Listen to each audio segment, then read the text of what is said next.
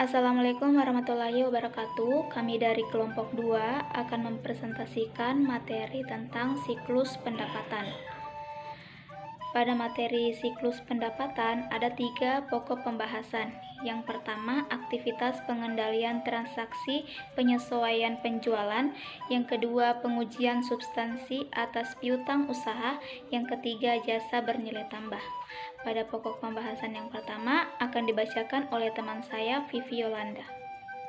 Kita akan membahas materi yang pertama, yaitu aktivitas pengendalian transaksi penyesuaian penjualan, di mana transaksi penyesuaian penjualan meliputi 1. Pemberian potongan tunai, 2. Pemberian return penjualan dan pengurangan harga, dan yang ketiga, penentuan piutang tak tertagih.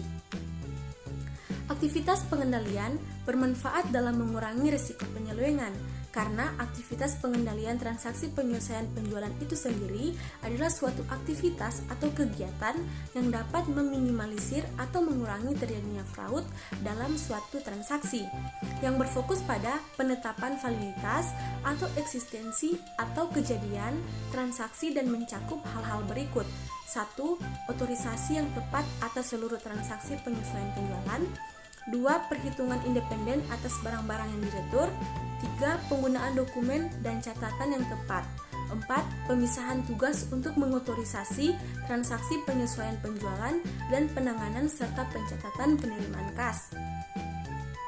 Apabila terdapat potensi salah saji yang material dari transaksi penyesuaian penjualan, maka auditor harus memperoleh pengalaman atas seluruh aspek yang relevan dari komponen struktur pengendalian internal dan mempertimbangkan faktor-faktor yang mempengaruhi resiko salah saji semacam itu. Baiklah, saya akan melanjutkan pemaparan materi dari kelompok kami, yaitu pada poin kedua tentang pengujian substansif atas piutang usaha, di mana terbagi menjadi beberapa tahap. Yang pertama yaitu prosedur awal, yaitu prosedur yang sangat penting untuk memverifikasi piutang usaha.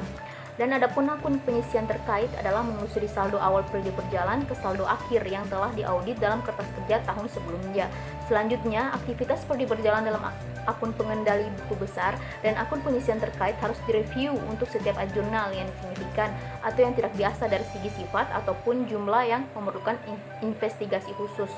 Yang kedua yaitu prosedur analisis, yaitu melaksanakan prosedur analisis dengan mengembangkan harapan tentang piutang usaha, menghitung rasio piutang dan penjualan serta menganalisisnya. Yang selanjutnya, yang ketiga yaitu tentang pengujian rincian transaksi, yaitu memvouching sampul catatan transaksi penjualan dan piutang dan melaksanakan pengujian pisah batas. Yang selanjutnya, pengujian rincian saldo, yaitu mengonfirmasikan piutang usaha.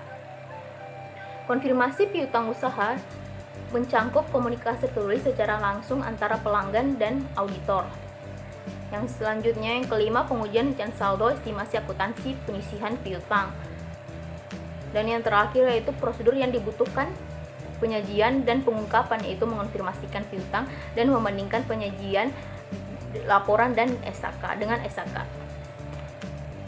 Selanjutnya yaitu tentang tujuan pengujian substantif terhadap piutang usaha, di mana yang pertama yaitu memperoleh keyakinan tentang keandalan catatan akuntansi. Sebelum auditor melakukan pengujian mengenai kewajaran saldo piutang yang dicantumkan di negara, ia harus memperoleh keyakinan mengenai ketelitian dan keandalan catatan akuntansi tersebut yang mendukung informasi piutang yang disajikan di neraca. Yang selanjutnya itu membuktikan keberadaan piutang usaha dan keterjadian transaksi yang terkait. Yang ketiga, membuktikan kelengkapan transaksi yang dicatat. Dan yang terakhir, membuktikan kewajaran penilaian piutang usaha dan kewajaran penyajian serta pengungkapan piutang usaha di neraca. Terima kasih, selanjutnya akan dilanjutkan oleh teman saya. Nah, baik, terima kasih. Pada siklus pendapatan ketiga ini yaitu jasa bernilai tambah, yang dimana yang sebelumnya itu sudah dibahas mengenai aktivitas pengendalian transaksi penyesuaian penjualan. Yang kedua ada pengujian substansi atas piutang usaha.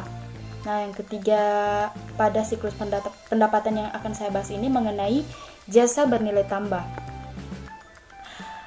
Standar audit yang berlaku umum tidak mensyaratkan auditor untuk melakukan jasa bernilai tambah. Akan tetapi, banyak auditor mengembangkan spesialisasi industri sehingga mereka dapat memahami kecenderungan industri dan mengidentifikasi dengan lebih banyak risiko yang berkaitan dengan laporan keuangan yang tidak menyajikan secara wajar posisi keuangan, hasil operasi, atau arus kas. Klien dan dewan komisaris itu biasanya ingin mengambil keuntungan penuh dari pengetahuan auditor itu. Dalam proses pelaksanaan audit, auditor dapat menetapkan tolak ukur atau benchmark atas kinerja perusahaan dibandingkan dengan perusahaan lain dalam industri itu. Setelah auditor menyelesaikan audit atas siklus penjualan, dia harus mengikhtisarkan masalah penting yang dapat menghambat kinerja jasa bernilai tambah. Itulah tadi pemaparan dari kelompok kami tentang siklus pendapatan yang merupakan siklus yang berhubungan dengan transaksi penjualan barang atau jasa yang menjadi usaha utama dari kegiatan usaha suatu perusahaan, baik secara tunai maupun kredit. Semoga pembahasan dari kelompok kami dapat bermanfaat. Lebih kurangnya mohon dimaafkan. Wabillahi taufiq wal hidayah. Wassalamualaikum warahmatullahi wabarakatuh.